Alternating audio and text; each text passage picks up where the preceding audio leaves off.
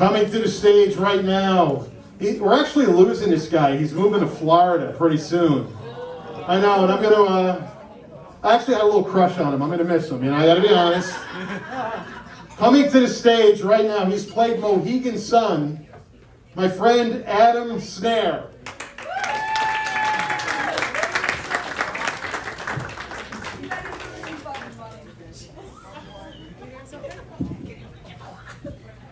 Hello, Clarice. Ready when you are, Sergeant Pembray. This is cool. It's cool to be up here on the comedy stage again.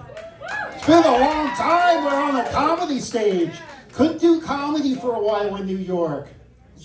Technically, it was illegal. Couldn't do comedy.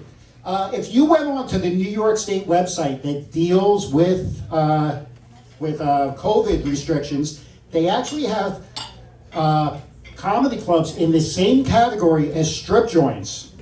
This is true. And I don't get that. I never understood that because I've never been up here saying, I'm just up here so I can put myself through college. I'm just up here so I can buy my baby diapers. And never once after a show has anybody paid me extra money to sit on their lap and tell them more jokes. But I am willing to listen, so yeah. I'm moving to Florida. Hey, I'm a Jewish comedian. I'm going to end up there anyway. I'm just beating the traffic. Actually, I got sick and tired of bitching and moaning about the winter and the summer. So, summer year-round. Yeah, my mom's not here. I invited my mom down. She couldn't make it. She had like basket weaving or water aerobics. I don't know what the shit she does.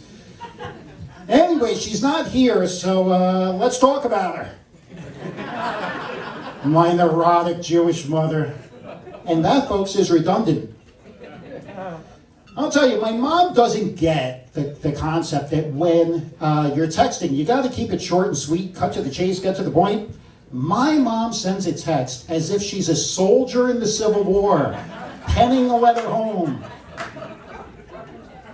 My dearest Adam, I take the pencil to the parchment in hopes that this correspondence finds you well. One evening prior to last, we dined on local fare at the Garden of Olives.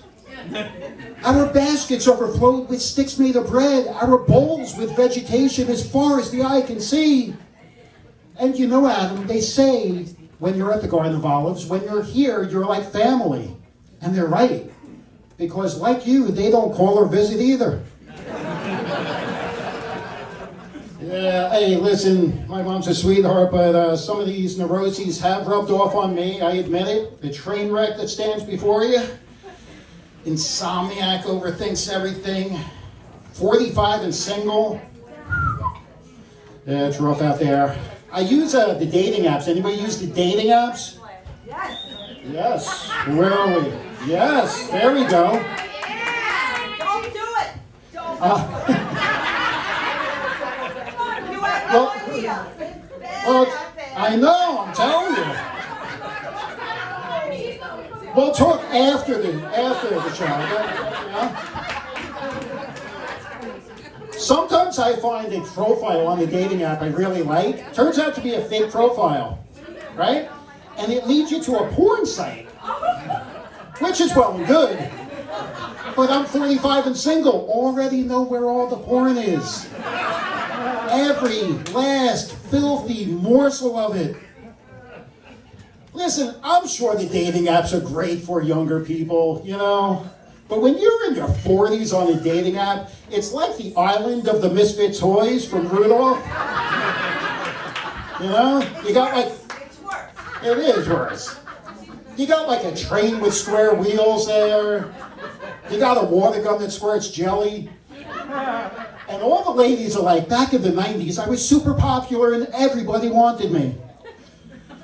Well, now, you're in the dating pool with a Charlie in the box and an elf that wants to be a dentist.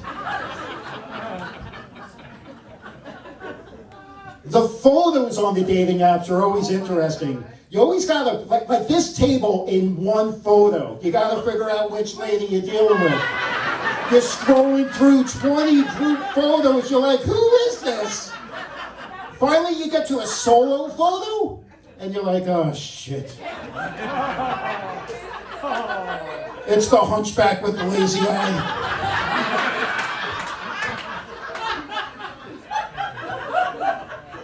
Some ladies have gorgeous pictures, beautiful pictures, but they're all from the same exact angle. Like, what is this lady? Like, they used a drone or something. How the fuck do you get that angle? I can't figure it out. And I'm just wondering what's going on the other side of her face.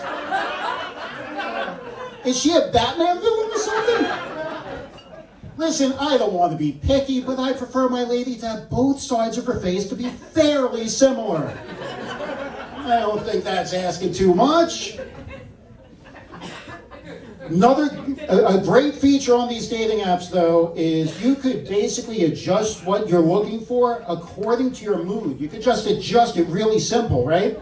Sometimes I adjust mine according to horniness. Allow me to explain how this works.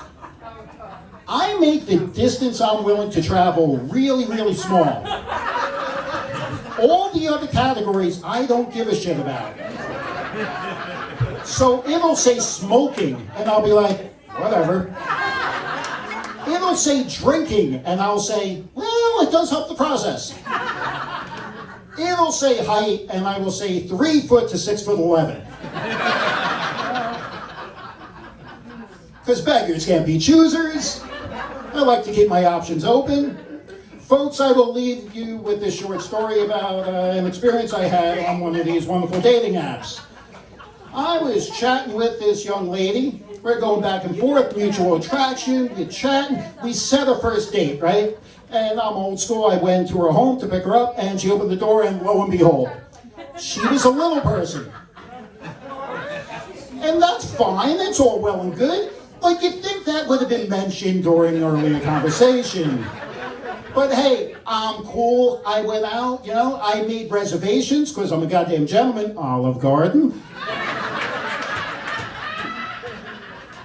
But I was early. We had time to spare. We had time to kill before it. And I said, let's go do something beforehand. So we went miniature golfing. Or, as she calls it, golfing. And she kicked the shit out of me. She kicked my ass. She was the Tiger Woods of miniature golf. And then we went to the Garden of Olives. It was awesome. We went to the Garden of Olives. And the drinks are flowing. It's getting a little hot and heavy. And we go back to her place. And this is when shit got a little weird, got a little awkward. I wasn't sure if I should get down or if I should pick her up in front. They're heavier than you're thinking. Frisky little fucker. Very dense. Ladies and gentlemen, that's my time. My name is Adam Snair. Thank you so much.